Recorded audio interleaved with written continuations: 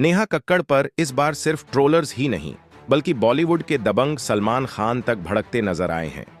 उनके नए गाने को लेकर जो बात एक छोटी सी कंट्रोवर्सी से शुरू हुई थी, वो अब इतनी बड़ी हो चुकी है कि इंडस्ट्री के बड़े नाम खुलकर सवाल उठाने लगे हैं। आखिर ऐसा क्या हो गया नेहा कक्कड़ के इस गाने में कि सलमान खान को सार्वजनिक तौर पर बोलना पड़ा, और क्यों क्लासिकल सिंगर मालिनी अवस्थी ने सोनी टीवी को घेर लिया?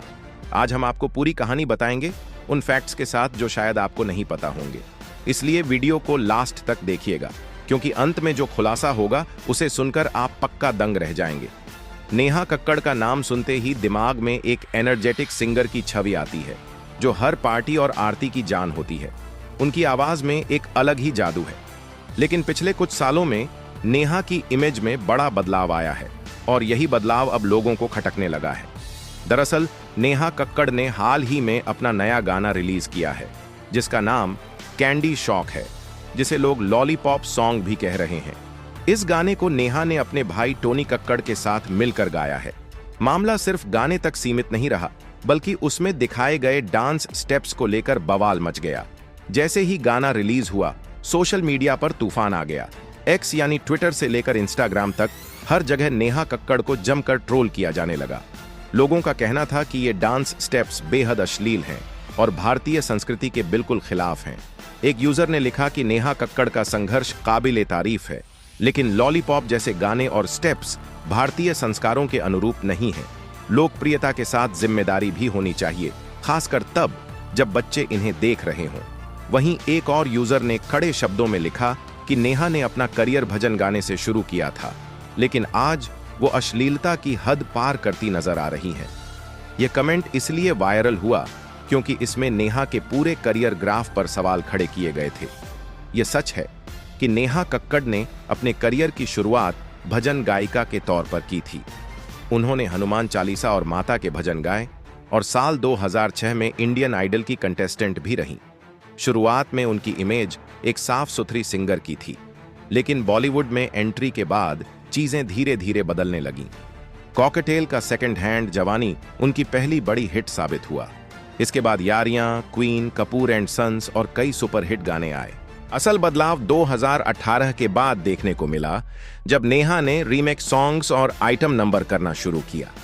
दिलबर दिलबर, ओ साकी साकी और गर्मी जैसे गानों में बोल्ड कोरियोग्राफी ने उनकी इमेज को पूरी तरह बदल दिया। यहां समझना जरूरी है कि ये ट्रेंड सिर्फ नेहा तक सीमित नहीं है। पूरी बॉलीवुड म्यूजिक इंडस्ट्री इस दौर से गुजर रही है, जहां गाने अब बड़ी स्क्रीन से ज्यादा इंस्टाग्राम रील्स के लिए बनाए जा रहे हैं। हर गाने में एक खास हुक स्टेप डाला जाता है ताकि वो वायरल हो सके। यही आज की म्यूजिक इंडस्ट्री का नया फॉर्मूला बन चुका है। लेकिन सवाल यही है, क्या वायरल होने के लिए कला से समझौता जरूरी है? क्या एल्गोरिदम कलाकारों को मजबूर कर रहा है, या ये उनकी अपनी पसंद है?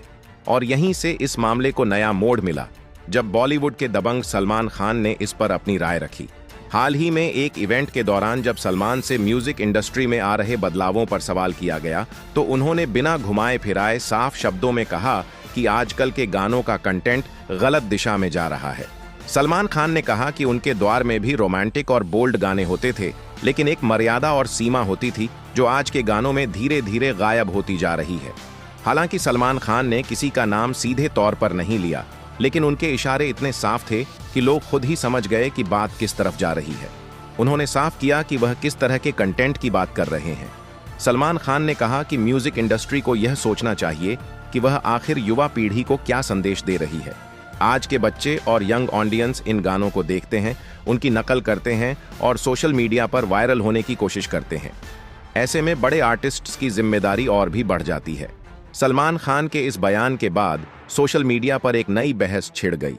कुछ लोगों ने कहा कि आखिरकार किसी बड़े स्टार ने हिम्मत करके सच बोला है, तो वहीं कुछ लोगों ने यह भी तर्क दिया कि सलमान खुद भी अपने करियर में कई बोल्ड फिल्मों और गानों का हिस्सा रहे हैं, फिर उन्हें यह बात कहने का हक कैसे है। लेकिन यहां समझने वाली बात यह है कि सलमान खान किसी एक आर्टिस्ट को टारगेट नहीं कर रहे थे, बल्कि वह एक बड़े ट्रेंड की तरफ इशारा कर रहे थे। यह मुद्दा सिर्फ नेहा कक्कड़ तक सीमित नहीं है, बल्कि पूरी इंडस्ट्री में यह बदलाव साफ दिखाई दे रहा है, जहां शॉक वैल्यू और वायरल होना क्वालिटी कंटेंट से ज्यादा अहम हो गया है। अब बात करते हैं उस शख्सियत की जिसने नेहा कक्कड़ पर सबसे सीधा हमला किया, और वो हैं क्लासिकल सिंगर मालिनी अवस्थी। मालिनी अवस्थी ने सोशल मीडिया पर एक बेहद कड़ा पोस्ट लिखा, जिसमें उन्होंने सीधे सोनी टीवी को घेर लिया। उन्होंने सवाल उठाया कि आखिर इतने सालों तक इंडियन आइडल जैसे बड़े शो में नेहा कक्कड़ को जज के तौर पर क्यों बैठाया गया। मालिनी अवस्थी ने लिखा कि जब चैनल यंग टैलेंट को मंच देता है तो शो का जज उनके लिए रोल मॉडल होना चाहिए। उनके शब्दों में नेहा कक्कड़ की कुछ हरकतें बेहद आपत्तिजनक और निंदनीय हैं। ये शब्द इसलिए ज्यादा असरदार लगे क्योंकि ये एक सीनियर और क्लासिकल आर्टिस्ट की तरफ से आए थे। इसी के साथ पूरा मामला एक नई दिशा में चला गया। दोस्तों, यह सच है कि नेहा कक्कड़ इंडियन आइडल के कई सीजन में जज रह चुकी हैं। इंडियन आइडल ऐसा शो है जहां देश भर से युवा सिंगर्स आते हैं जो नेहा को अपना आइडल मानते हैं और उनसे सीखना चाहते हैं। ऐसे में सवाल उठता है कि जब किसी जज का खुद का कंटेंट विवादों में हो तो क्या वह सही रोल मॉडल बन सकता है। मालिनी अवस्थी की इस पोस्ट को लाखों लोगों ने देखा और शेयर किया। कुछ लोगों ने उनका समर्थन किया तो कुछ ने कहा कि यह नेहा की पर्सनल चॉइस है और किसी को उस पर टिप्पणी करने का हक नहीं है। लेकिन मालिनी ने जो सवाल उठाया वह सिर्फ नेहा तक सीमित नहीं था, बल्कि टीवी चैनलों और रियलिटी शोज की सोच पर भी था। अब यहां एक बहुत इंटरेस्टिंग बात सामने आती है। जब रणबीर कपूर की फिल्म एनिमल का पोस्ट क्रेडिट सीन आया, जिसे काफी लोग शॉकिंग मानते हैं, तो उसे आर्टिस्टिक फ्रीडम कहकर सराहा गया। जब भोजपुरी या हरियाणवी गानों में बोल्ड कंटेंट आता है तो अक्सर कोई बड़ी बहस नहीं होती, लेकिन जब नेहा जैसी मेनस्ट्रीम फीमेल आर्टिस्ट ऐसा करती हैं तो संस्कृति और संस्कार के सवाल खड़े हो जाते हैं। यह डबल स्टैंडर्ड सोशल मीडिया पर साफ दिखाई देता है।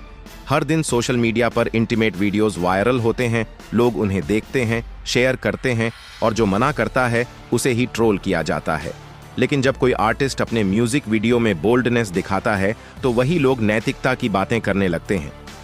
तो असली सवाल यह है, वल्गर क्या है, डांस स्टेप्स या हमारी सोच, या फिर हम सिर्फ उन्हीं को टारगेट करते हैं जो ज्यादा पॉपुलर और विजिबल हैं। अब बात करते हैं नेहा कक्कड़ के पक्ष की।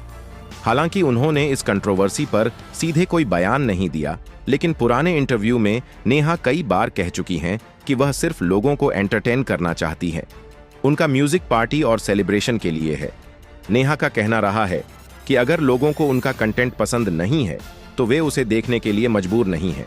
लेकिन जब आप एक पब्लिक फिगर और रियलिटी शो के जज रह चुके हों तो आपकी जिम्मेदारी अपने आप बढ़ जाती है। आपका असर लाखों लोगों पर पड़ता है। एक और दिलचस्प बात यह भी है कि Neha Kakkar international pop aesthetics को फॉलो करने की कोशिश कर रही है।